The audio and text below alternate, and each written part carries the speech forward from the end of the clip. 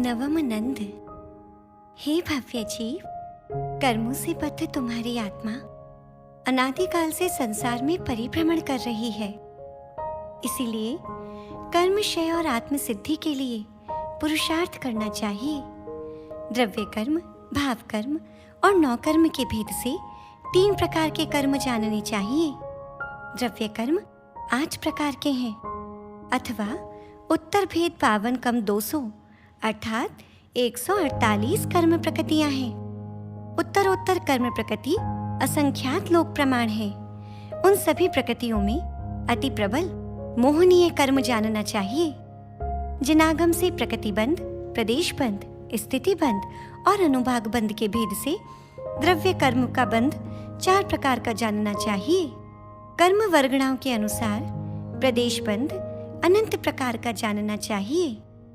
एक समय में अनंत प्रदेशों का बंध होता है, वह बंध भी अनंत प्रकार का है। सभी प्रकृतियों का उत्तम, मध्यम और जघन्य के भेद से स्थिति बंध होता है। मोहनीय कर्म का उत्कृष्ट स्थिति बंध 70 कोड़ा कोड़ी सागर होता है। इसका जघन्य बंध अंतर मुहूर्त है एवं इनके मध्य सभी मध्यम स्थिति बंध है। सर्व स्थिति बंध कर्म स्थान आदि ग्रंथों से जानने चाहिए। शुभ व अशुभ प्रकृतियों के भेद से अनुभाग बंध 2 प्रकार का होता है। शुभ प्रकृतियों का बंध गुड़, खांड, शर्करा और अमृत के समान होता है। अशुभ प्रकृति नीम, कांजीर, विष और हलाहल के समान होती है। इन अशुभ प्रकृतियों का अनुभाग उत्तरोत्तर अशुभ रूप होता है। नियति आदि कारण से जिनेंद्र देव, श्रुत और निर्ग्रंथों के निमित्त से अथवा पूर्व पुण्य के उदय से जीव जिन धर्म प्राप्त करता है, अपने बांधे हुए कर्मों का फल बंधक नियम से प्राप्त करता है। कोई भी जीव अन्य द्वारा किए गए कर्मों का फल कभी नहीं भोगता। कोई भी जीव अन्य के द्वारा किए गए कर्म को अन्यथा करने में भी समर्थ नहीं होता। जीव अपने ही पुरुषार्थ के बल से संवर, निर्जरा आदि करता है। जीव चित्त की विशुद्धि या संक्लेशता से कर्म की स्थिति का अपकर्षण व उत्कर्षण करने में समर्थ होता है। पुरुषार्थ से कर्म का उपशम, क्षयोपशम व क्षय संभव है। जीव सम्यक पुरुषार्थ के बिना मोक्ष मार्ग प्राप्त करने में समर्थ नहीं होता। जिसने पूर्व भव में पुण्य कार्यों के द्वारा पुण्य कर्म को बांधा है, वह ही इस भव में उनके उत्तम फलों को भोग पाता है। उत्कृष्ट पुण्य के फल स्वरूप ही जीव मोक्ष मार्ग प्राप्त करता है और जघन्य पुण्य के फल से निदान विहीन संसार सुख प्राप्त करता है। जिन्होंने पूर्व भव में दुर्भावों से हिंसा आदि पाप किया है व क्रोध आदि कषायों से अशुभ कर्मों का बंध किया है, वे इष्ट वियोग, अनिष्ट संयोग प्राप्त करते हैं। मानसिक व देह जनित तीव्र भयंकर शब्दातीत दुखों को प्राप्त करते हैं। यदि जीव तीव्र कषाय और अज्ञान से मध्य मास, मधु और 5 उदंबर फलों का सेवन करता है, तो वह नरकायु का बंध करता है। यदि कोई दुष्ट या विवेकहीन जीव अति मलिन चित्त से जुआ आदि सप्त व्यसनों का सेवन करता है, तो वह नरकायु का बंध करता है। दुष्ट, पापिष्ठ, मूर्ख व अशुभ लेशा से युक्त जीव जिनेंद्र देव, जिनागम, निर्ग्रंथ मुनि, जिन धर्म और धर्मियों की अविनय से नरकायु का बंध करता है। जिन पूजा, सुपात्र दान आदि से योगत्रय के दंडित करने पर इंद्रिय विजय तथा अहिंसादि सुव्रतों से जीव श्रेष्ठ पुण्य का अर्जन करता है। पाप महाअंधकार के समान है, वह जीव को दुर्गति, दुरावस्था और दुख प्रदान करता है। वह पाप जीवों के सुख, शांति, आरोग्य और उभय लाभ का हरण कर लेता है। पुण्य प्रकाश रूप है। पुण्य पुण्यात्मा के जीवन में प्रकाश करता है, सुख की सुगंध भरता है और शांति की शीतलता का प्रसार करता है। देखो, वे नारकी अपने द्वारा अर्जित पाप के फलों को भोगते हैं एवं देवगण व अहमिंद्र स्वर्ग में दीर्घ काल तक पुण्य फलों को भोगते हैं। अथवा उत्कृष्ट पुण्य के उदय से जीव मनुष्य लोक में चक्रवर्ती, अर्ध चक्रवर्ती, कामदेव, बलभद्र और तीर्थंकर होता है व अरिहंत अवस्था को प्राप्त करता है। धर्मादि के निमित्त से निकांक्ष उत्कृष्ट पुण्य का अर्जन करना चाहिए। अहो भव्य वर पुंडरीक, हिंसादि पापों का त्याग करो। अनादिकाल से ये जीव घोर संसार सागर में डूब रहा है। हे भव्य जीव, रत्नत्रय की नौका से तुम संसार सागर को पार क्यों नहीं करते?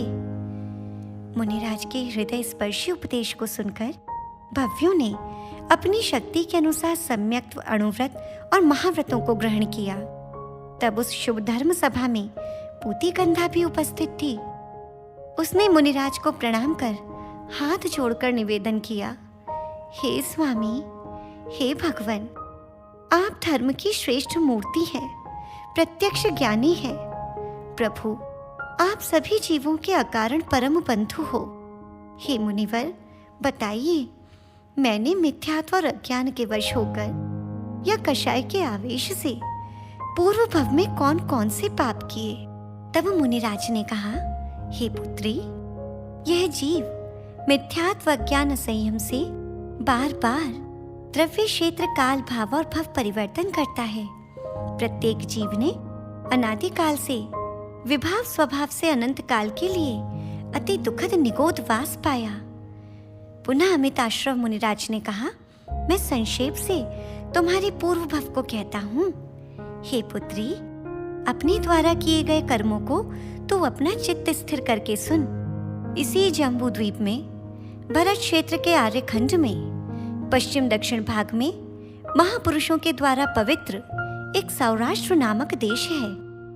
वह सौराष्ट्र देश में गिरिनगर के समीप उज्जयंत अथवा गिरनार पर्वत है, जहां से रत्नत्रय के बल से करोड़ों मुनिराजों ने मोक्ष प्राप्त किया। तब उस समय उस देश में राजा भूपाल का शासन था। वह सम्यक दृष्टि, धार्मिक, श्रेष्ठ, बुद्धिमान और पराक्रमी था। उसकी स्वरूपा नामक महारानी थी, जो मनोहरा, रूपवती, सभी को सुख प्रदान करने वाली, कोकिला के समान मधुर भाषिणी, धर्मवत्सला और श्रद्धालु थी।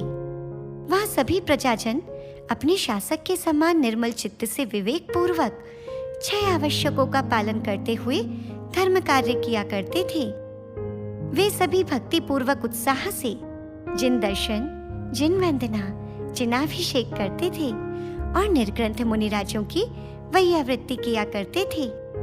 वे सभी परोपकार में अनुरक्त, धर्म कथा में रुचिवान, हित के लिए तीर्थ यात्रा के अभिलाषी एवं पर्वों में शील व उपवास से युक्त थे।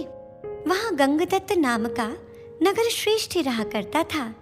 उस उत्तम श्रावक के अपने रूप पर अभिमान करने वाली मिथ्या दृष्टि और अधार्मिक सिंधुमती नामक भार्या थी। एक दिन राजा की आज्ञा से नगर के बाहर महोत्सव हुआ।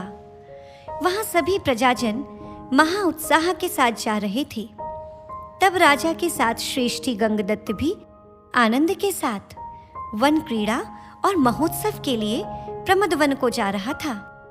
तभी उसने अचानक मासोपवासी, सत्यानी, अभेद रत्नत्रयधारी, शुद्धोपयोगी, समत्व मूर्ति, श्रेष्ठ योगी, यथाजात निर्ग्रंथ देव श्री समाधि गुप्त मुनिराज को पारणा के लिए अपने महल की ओर आते हुए देखा।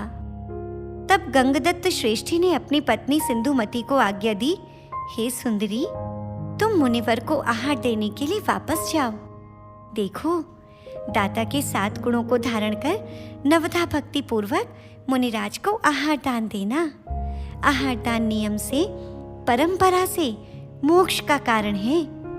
वह पति की आज्ञा से लौट तो आई, किंतु वह मूर्खा मुनिराज को अपनी क्रीड़ा में बाधा जानकर अंतरंग में क्रोध की अग्नि से जलने लगी।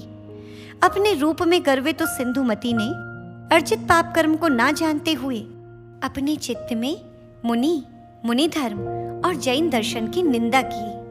तब वह सोचने लगती है कि नंगे मुनि के आने के कारण मैं वन क्रीड़ा और महोत्सव में नहीं जा सकी। मैं अत्यंत रूपवती हूँ, मेरे समान इस नगर में और कोई सुंदर स्त्री नहीं है। यदि मैं वहां जाती तो सभी नारियां मेरी प्रशंसा करती। इत्यादि प्रकार से विचार करते हुए उस सिंधुमती ने कुभावों से मुनिराज का पड़गाहन किया। वहां भैंस की पीठ पर लगाने के लिए रखी औषधि अति कड़वी तूमड़ी को पापों से भयभीत न होती हुई और मुनि के महात्म्य को ना जानती हुई सिंधुमती ने मुनिराज को दे दिया। मुनिवर ने शुभ समत्व भावों से आहार ग्रहण किया। उस कड़वे आहार के भयंकर प्रभाव से मुनिराज को मूर्छा आ गई। अंतर्मुहूर्त पश्चात सचेतावस्था को प्राप्त कर समत्व भाव युक्त विशुद्धि से मुनिराज ने यम संलेखना ग्रहण की। पुनः मोक्ष प्राप्ति हेतु पंच परमेष्टि का स्मरण करते हुए और सिद्धों के समान आत्मशक्ति का चिंतन करते हुए अपने पार्थिव शरीर का परित्याग कर दिया। पाप कर्मों का क्षय करके वे कल्प स्वर्ग में देव हुए। इधर अत्यंत दुखी होकर नगरवासी मुनिराज के मृत शरीर को विमान में विराजमान कर नगर के बाहर ले जा रहे थे। तभी सामने से आते हुए राजा और श्रेष्ठी ने विमान को देखकर मुनिवर के विषय में पूछा, अहो सज्जन, ये कौन से मुनिराज हैं? इनकी समाधि कैसे हुई? तब क्रंदन करते रोते हुए व्याकुल चित्त से एक नगरवासी ने कहा, नगर श्रेष्ठी की स्त्री ने मुनिराज को विषाक्त आहार दे दिया। यह उसी का भयंकर परिणाम है। मुनिराज के समाधि मरण को देखकर उस समय गिरती हुई ओस की बूंद ऐसी लग रही थी मानो प्रकृति का करुण क्रंदन ही हो। गिरते हुए वृक्ष के पत्ते ऐसे लग रहे थे मानो प्रकृति के द्वारा गिराए गए आभूषण ही हो। अस्त होते हुए सूर्य का चेहरा क्रोध से लाल हो रहा था। तब ऐसा प्रतीत हो रहा था कि वह उन मुनि की समाधि के दृश्य को देखने में और उस पीड़ा को सहन करने में असमर्थ होने से अपना चेहरा ही छिपा रहा हो। उचित ही है, महापुरुषों का स्वभाव ही होता है कि वे दूसरों की पीड़ा से उसी प्रकार दुखी होते हैं जिस प्रकार ताप से नवनीत पिघल जाता है। वे अपनी पीड़ा से वैसे ही दुखी नहीं होते जैसे उपसर्ग जयी मुनिराज। उस समय ऐसा प्रतीत हो रहा था कि पवन के छल से मानो अत्यंत दुखपूर्वक प्रकृति भी श्वास छोड़ रही हो।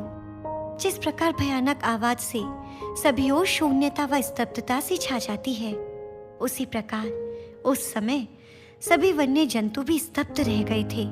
इस प्रकार मुनि के अकाल मरण को देखकर एवं सर्व वृत्तांत को सुनकर राजा और गंगदत्त श्रेष्ठी सिंधुमती पर उसके द्वारा किए गए जघन्य पाप के लिए बहुत क्रोधित हुए। उन्होंने सिंधुमती की भर्त्सना की और दंड दिया।